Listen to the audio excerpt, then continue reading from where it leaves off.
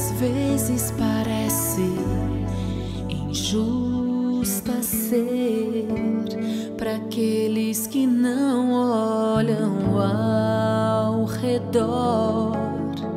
Quando uma criança chora ou quando alguém que pede clama, não porque seja menos que eu, mas a vida é assim.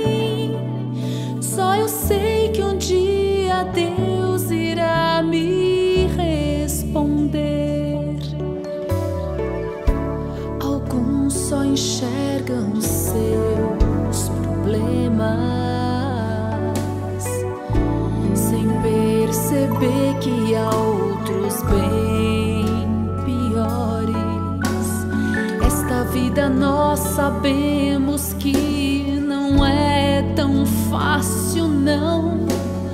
Vamos e lutemos por uma vida melhor, porque um dia eu sei que tudo isso irá mudar.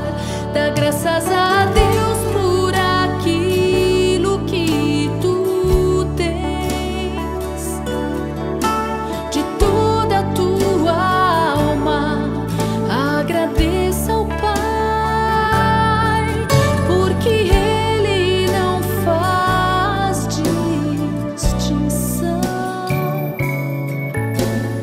Deus só olha o coração.